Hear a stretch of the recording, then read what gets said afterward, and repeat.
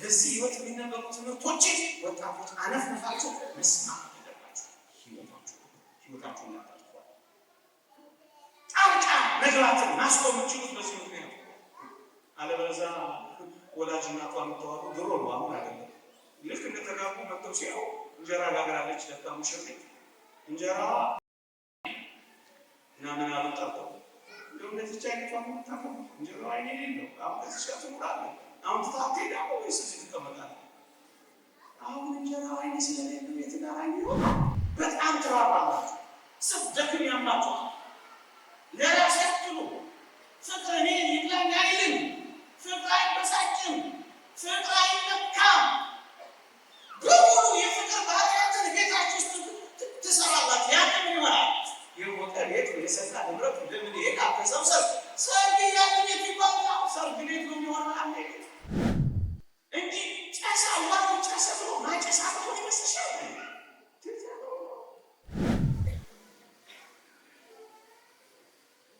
ሰይጣን እንዳፈተናችሁ እንጂስ የብዙ ልጆች አባት መሆን ከፈለጋችሁ አልዋል ብዙ ልጅ መሆን ከፈለጋችሁ አልዋል ያንን አይመስላል እና ምንድን ነው የሚለው ራሳቸውን ማግዛት ካልቻሉ የሚለው የእግዚአብሔር ቃል ራሳቸውን መግዛት ባይችሉ ያርጉና ምን ቆሮስ ምዕራፍ 7 ካልቻል ሸሚዝ እንደሚቀየር ሚስት እየቀየሩ የመኪና ጎማ እንደሚቀየር ባል እየቀየሩ የጓዳና የሳሎን ሚስት እያዘጋጁ አያችሁ ጸባቸውን እየቀየሩ ደስታቸውን እያጠፉ ደስታቸውን የሚፈልጉት ከኪሳቸው ወይም ደግሞ ከገቢያቸው ውስጥ የሆነ በጣም አሳሳቢ ይሆናል። ከሁሉ በላይ ግን በአዲስ ኪዳን ፍጽምት የሚያደርጋት ልዩ የሚያደርጋት ምን እንደሆነ ታውቃላችሁ? ቤተሰብ ስንመሰርት ከተወደደ መድኃኒታችን ከኢየሱስ ክርስቶስ ጋር ተዋህደን ነው። እደግመዋለሁ፣ ተጋቢዎቹ ወይም ሙሽሮቹ ወይም ሁለቱ ብቻ አይደለም፣ የተወደደ መድኃኒታችን ኢየሱስ ክርስቶስ አብሯቸው በመኖር አዲስ ሕይወት ይመሰርታል እንጂ ጨሳ ዋው ጨሳ ብሎ ማጨሳ ብሎ ይመስልሻል?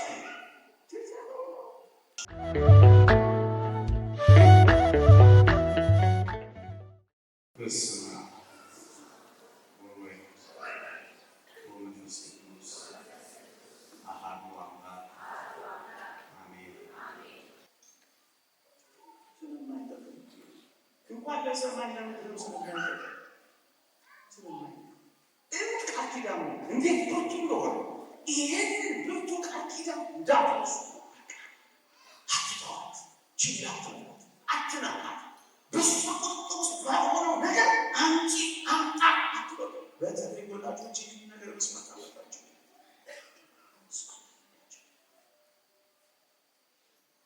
ሌላስ ውበትስ ቢኖር ጥሩ ነው ጥሩ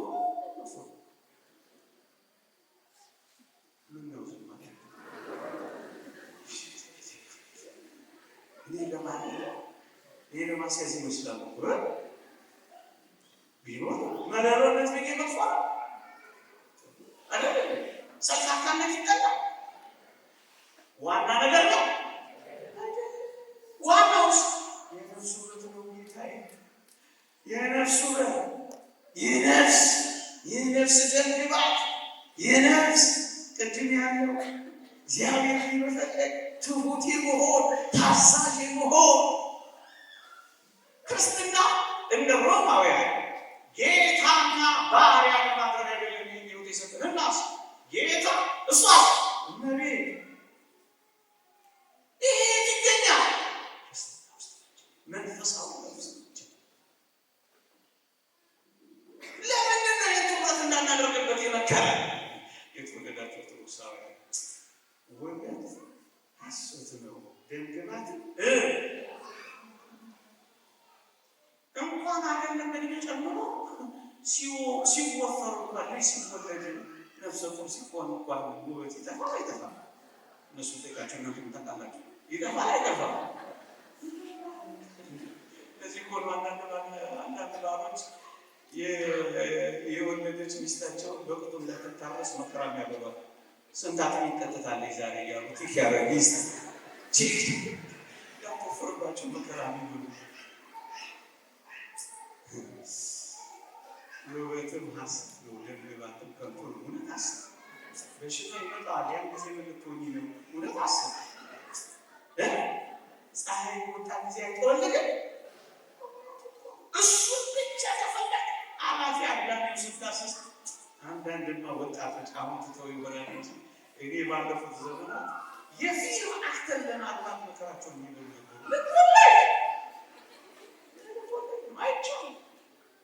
አይቻልም። እንደዚህ አይነት ያበደ ፍቅር አስቡ። ሰው ወደ መሬት የሚሆን ነገር ማሰብ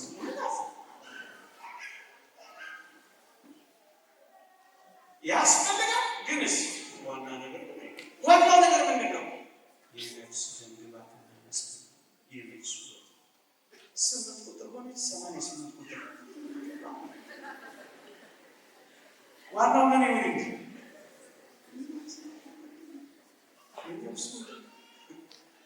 እሱ ነው የሚመክሩ አባቶች። እስኪ ዮሐንስ አፈወርቅ የመሰለውን ለምሳሌ ይላችሁ መብላት ወይስ ዝምብና? በጣም ቆንጆ አይታችሁ ታውቁ? ሐዋሳ ምን ወጣችሁ? ምንድነው ዝምብና? ምን አመስገን ቁጭ ያለች መብራሩ እንኳን ማታውቃት ያያችኋት መሰለኝ። ዝምብስ እዚህ የሚሆነች ሞዴል ነው የምትመስለው።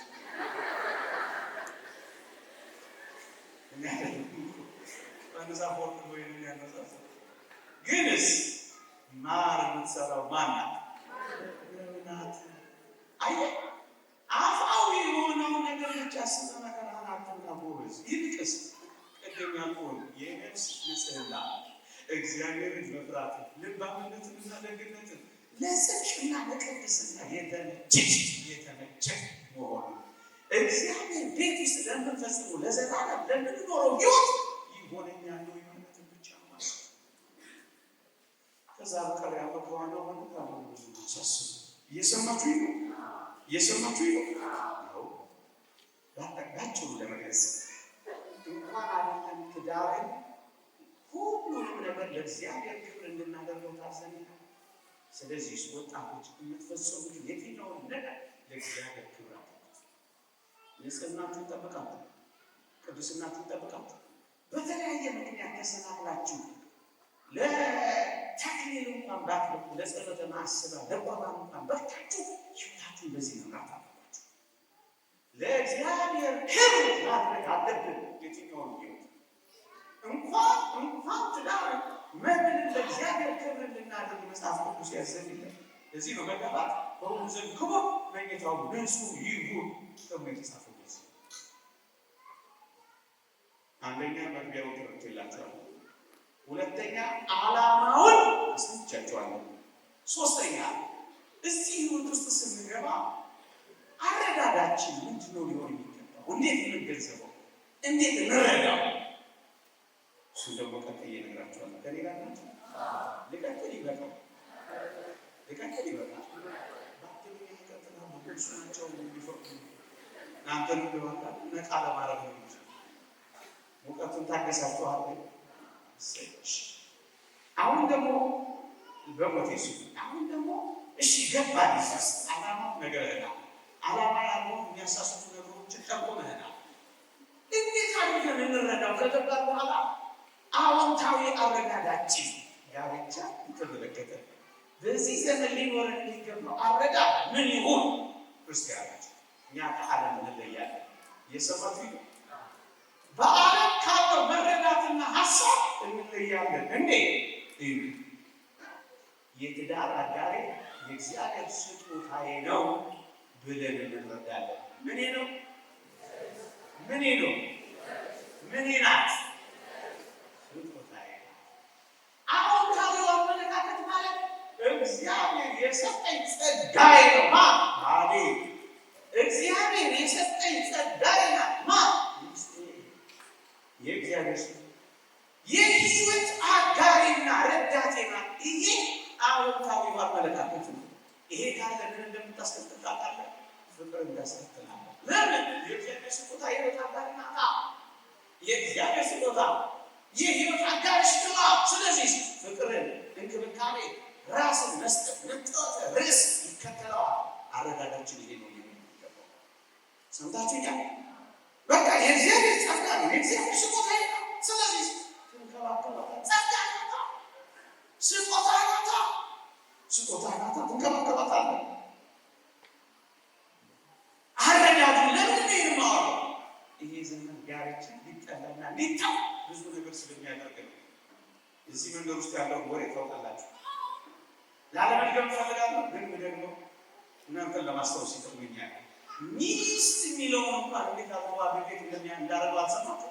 ሚስት እንዳትሰሙ በሞት በሰላም መጣትሰሙ ይሄ የሚጣ ሰተንስት ኑራለ የሚለውን ትቀበላል። መንገድ ውስጥ ያለውን አረጋት ተረዳው። አንተ ክርስቲያን እንደዚህ እና ምን አርገህ ጠይቀዋል።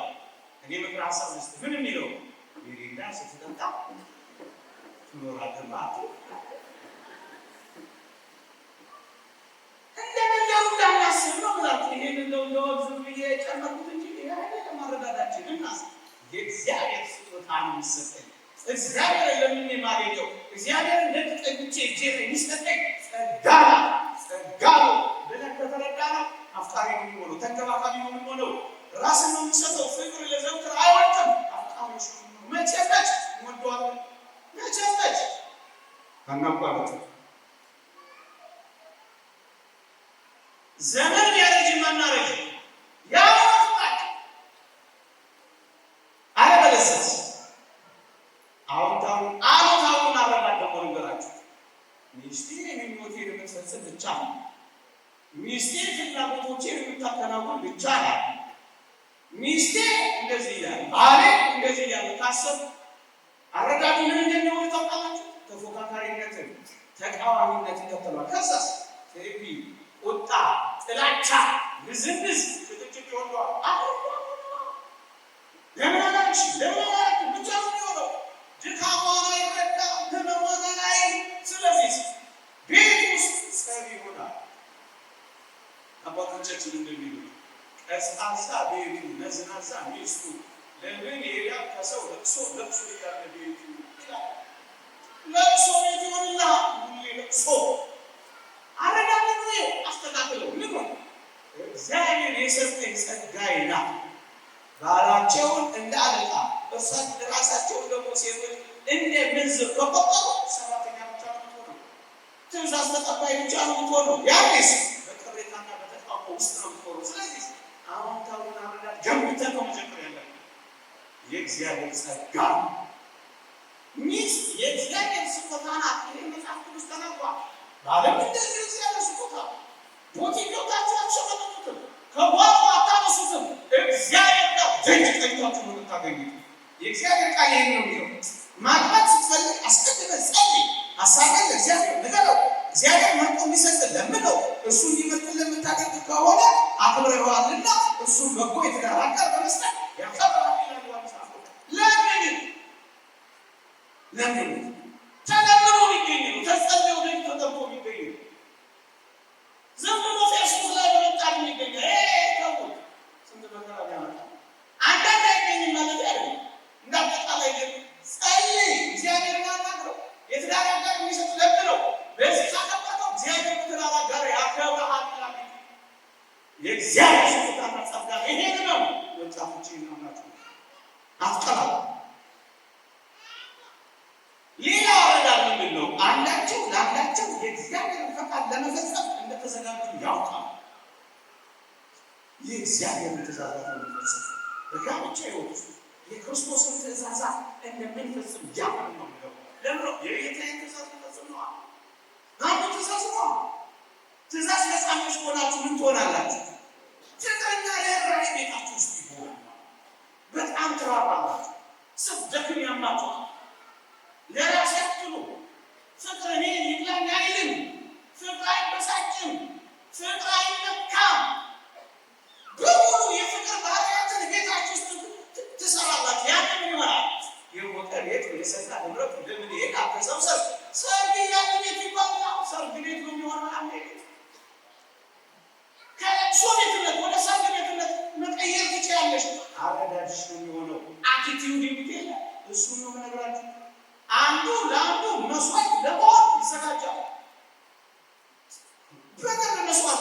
ይዘጋጃሉ። ክፉን ወደ መልካም ይቀይራል፣ በጎ ያስባል። ለቁጣ ይታገሳል፣ ለክፉ ደግሞ ደግ ይሆናል። ሲታመም ይንከባከባል። ይሄ ኦርቶዶክሳውያን የኢትዮጵያ አባቶችና እናቶች የኖሩበት ህይወት ነው። አስደናቂ ታሪኮችን ከነገራችሁ ደስ ይላል። በጣም አስደናቂ ታሪኮችን ከነገራችሁ ባለፈው ሰምቻለሁ። ባሉ መሳሳህን ይዘና አባት ለልጆቹ ምርጥ መሳሳህን ቋጥሮ ጠቅጥቆ ልኮ አጀሬ በቁጥር ፌስታ ባሉ መሳሳህን መስሪያ ቤት ይላል እና ብላሽ አይቆየት ነው ማለት ነው። ከዛስ አውቆ መሳሳህን ይዞ እነሱ ቤት ወርደድ ይላል። እነሱ ይነዳል፣ ይካፈላል። እሱ በሙሉ ይሄዳል። ለእነሱ ሰፊ ሲያዘጋጃ ህይወቷ ይነዳል። እነሱ አይተነት ይከፍላል። ብዙ እናቶቻችን የውጇቸው ተመልከቷቸው። ዛሬ ያማረብን በእናቶቻችን የእግር መንቀጥቀጥ፣ የእናቶቻችን የእጅ መቃጠልና መሻከር እኮ ነው። ይሄ ነው ኢትዮጵያውያን የሚያምረው። ሀገራችሁን ይሄን ወጣቶች ይሄን አናገር መጠበቅ ሲደርጉ እየታነሱ ሲያቦኑ እየጸለዩ ምን ላይ ያው ሱራ እየገቡ ነው እኮ ትዳራቸውን የሚያቆዩ። ራፍጫ ወጣ ሚሉ እንዳይመስሉሽ። ይሄ ወጣቱ አሁን ዘመናዊ ነው ይበሉ 10 ዓመት ተሰልፎ እንዳይመስልሽ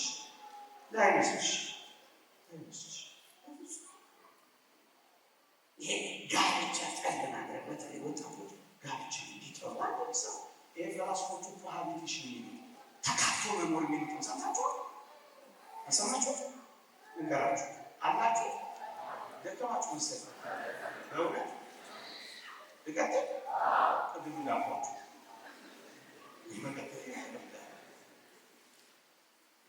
ያንን ዘካርያስ ሰደደ ያደረገው ገብርኤል ዛሬ ያለው እንዳትሉኝ እንጂ ኮሃቢቴሽን ተካፍሎ መኖር የሚሉት ምን መሰላችሁ? አንዳንድ እህቶች በተለይ እህቶች ላይ እንጸባረቃል ይላሉ ፈላስፎች። ምን ይላሉ?